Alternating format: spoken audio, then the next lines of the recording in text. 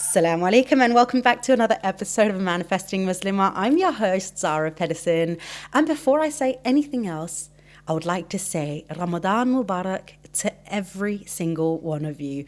From the bottom of my little dark heart, really wish and hope and pray that you have a beautiful month and that Allah showers you with blessings and revelations and just a lot of hope and wellness and happiness to you and yours this holy month, inshallah. I feel so incredibly blessed, and I know this isn't like a thing for me, that Allah didn't do this for me. So when I'm saying I'm feeling blessed, it's that I'm trying to find gratitude in every single thing that I can. Yes, that is Tim and Tot, my turkey. He's being very, very talkative today.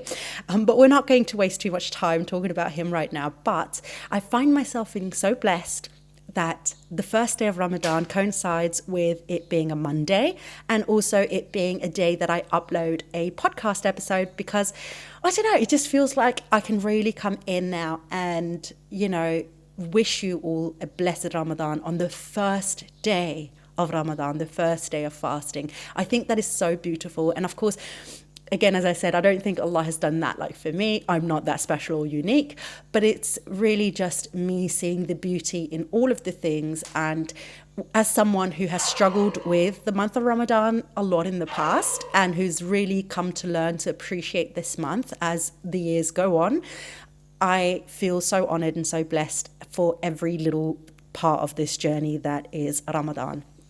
Okay, so with that being said, I really do also want to speak about Ramadan, of course, this episode. So what I want to do today is talk about intention setting for the month of Ramadan, but also, beyond Ramadan, because I think while a lot of us kind of tend to get caught up in, okay, this is the month where I will fast, maybe I'll quit smoking this month, maybe I'll, cut down on my social media usage, I'll not backbite as much, I will not gossip, I will not, I don't know, whatever else you might be doing that you kind of know is not necessarily tayyib. It's not about halal or haram necessarily, but it's like it's not tayyib and you could be doing better. This is where we kind of polish up a little bit. And for some people, it's the polishing up that we hope will remain after Ramadan. And for some people, it is we're only doing it for Ramadan. We become super Muslims and then we go back to our old ways. You can say what you want about that, but this is a reality we all know exists in this world.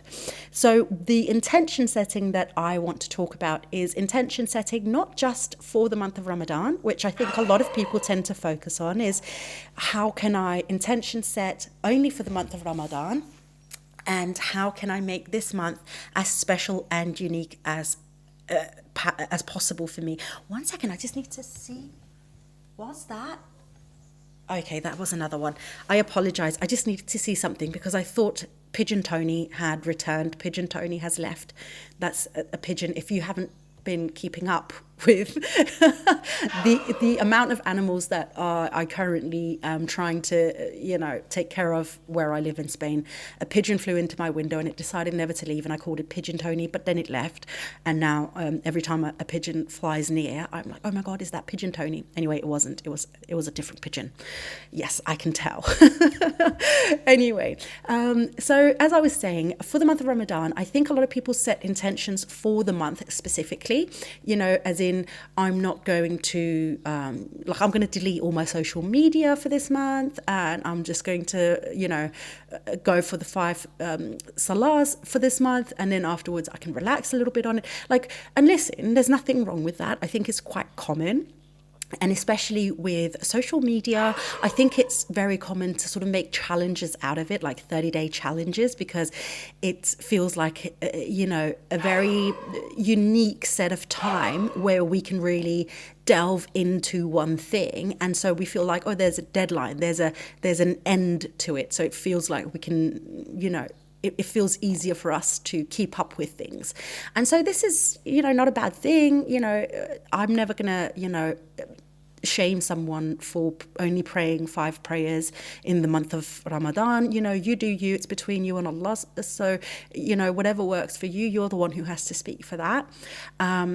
And if Ramadan helps you get to your prayer mat, then alhamdulillah, I'm so happy for that. At least something will get you to the prayer mat, even if it is just once a year.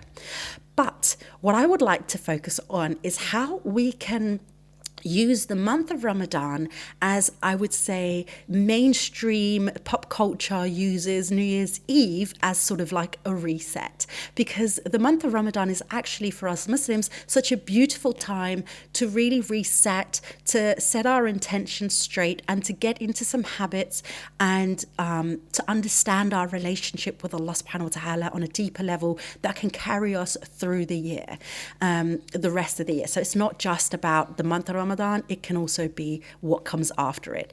And that is to the point of, again, without judgment, saying, well, it's fine that you do certain things only for the month of Ramadan. How are you planning on carrying it forward?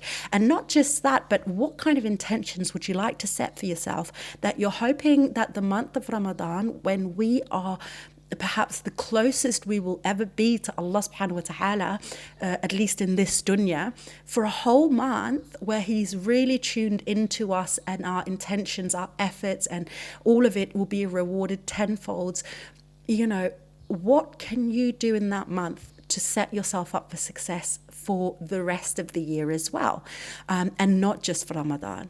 And that is what I think we should be focusing on as well. So you might already have done that, and if you're used to doing this, then maybe this episode doesn't apply to you as much.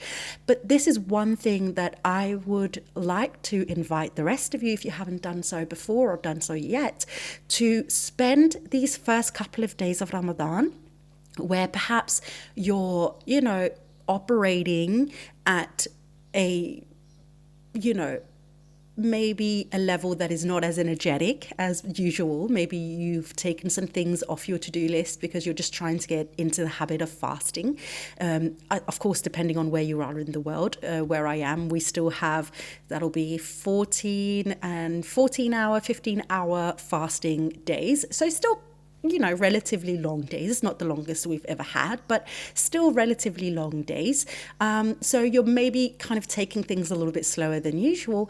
That this is a really good time for you to go inwards, look inwards, reflect upon yourself as much as possible in the first few days, and look at the things that you want to achieve this month of Ramadan, but also that you would like to achieve before the next month of Ramadan.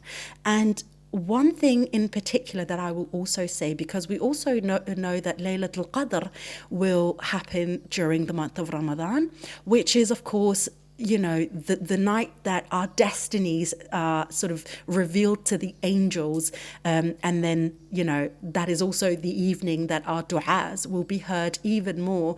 And if Allah is pleased with us as His servants, He will answer those du'as much faster, and it's just a much more sort of potent night to do our du'as, because Allah is extra tuned in, and that's saying something because He's always tuned in to us. So imagining how He's even more tuned in on Laylatul Qadr is absolutely incredible. So of course, very powerful night for us as Muslims, and knowing that that night is going to come up for us. So of course, there's going to be certain things that we will always say in the du'a, that will pray for others, our health, happiness, wellness, all of these things, and for the health, happiness, and wellness of other people. But this is a really good time for you as well to really look inwards and try and get specific and clear on what it is that you would like from Allah. And I want you to be specific. And I've spoken about the importance of specificity before. I will kind of run through it again with you really quickly now. But if you're looking for ways to doing this, I always recommend that you look at my book, Manifesting Muslimah, and I will link that in the show notes. And if you can't find the show notes, then they'll be in the link in my bios on Instagram and TikTok, so you will find it there as well. But the importance of specificity is not so much for Allah, because Allah, of course, knows what it is that we want. He knows it before we knows what it is that we want. But it is for us to have the clarity to understand what it is that we're asking for, to know when the prayer has been answered, but also for us to know exactly what direction we should be heading towards. What should we be doing? What shouldn't we be doing? Because one thing is to say, I just want to lose weight. But again, that's just an example. I want to lose weight. Well, that's great. But weight loss can mean a lot of things. It could be the loss of an arm, a loss of a spouse, a divorce. It could be losing fat. It could be gaining weight but losing fat, so gaining muscle. So, weight-wise, the scale actually goes up because muscle weighs more than fat. So it could mean a lot of things. So being very, very clear and specific when you're setting the goals for yourself, so that you will know when the dua has been answered and when and what direction you need to go in to make sure that that goal is being answered in the right way for you. And the same thing, for instance, with, let's say, a very Ramadan fog brain, a very popular request is, looking for a spouse, asking for a spouse. Well, let's look at what kind of spouse are you interested in? What is he like? What character traits? What would you like in a husband? What would you like to be as a wife? What does the relationship look like? Is it marriage and kids immediately? Is it marriage and no kids? Is it marriage for 10 years, then kids? What is it going to look like? What is the power dynamic? And when I say power dynamic, I don't mean anything sinister or anything about that. I just mean, who has the final say? Do you discuss things? Are you okay with him doing these things? Anything like that. The clarity around everything really makes such a big difference when you're coming to your prayer mat, or whenever you want to make the dua in general and you're asking Allah for the things that you want in your life. The specificity is so important because it gives us, when we're trying to achieve these things and we're calling these things in from Allah, we will know when a dua, a prayer has been answered. And without the specificity, we might continuously ask Allah for something that He's already sent us. But because we haven't understood what we're actually asking for, we also don't understand when the prayer is being answered. So that's why it's so important. In case, I feel like I just need to plug this really, really quickly, in case you are one of those people who would like to ask Allah subhanahu wa ta'ala for a spouse, you're wanting to manifest a marriage, I have got the course Manifest Your Marriage up and going right now. It is live, it is pre-recorded. It is also in my Stan store. So again, it'll be linked in the show notes. And if you can't find the show notes, it is linked in the bio of my Instagram and my TikTok account. But it is a course where I take you through all of these things of goal setting and clearing the resistance within yourself, working on your negative thoughts, beliefs, and things like that, coming to Allah in a dua, letting go of your own expectations, surrendering to His will, and all of it is also covered in that course. So if you're interested in manifesting a marriage and using Ramadan to really specify what kind of marriage you want, then I would highly recommend that you go and check out that course. It is linked, as I said, in the show notes or in the bio of my social media. So the specificity is very important, and the specificity of a goal requires that we look inwards. It requires that we fully know and understand ourselves. I'm going to take another example and the importance of specificity here, but the reason why self-reflection and self-understanding and looking inwards is so important for the goal setting. So another very common want or wish or prayer is for more money, because especially in this economy, we all need more money, right?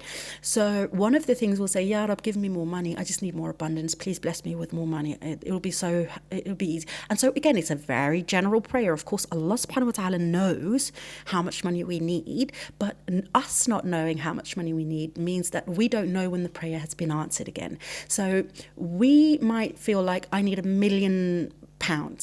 But in reality, we might only need, and I say only in quotation marks because it's still quite a substantial amount of money, like £20,000, because all we really need in order to sort of alleviate some of the stress and concern and anxiety around money is to pay off the student loans, or to pay off some debt from somewhere else, or to pay off the rest of the car, or whatever it might be. And that'll actually be enough for us to find that ease and comfort that we need in order for us to continue moving forward.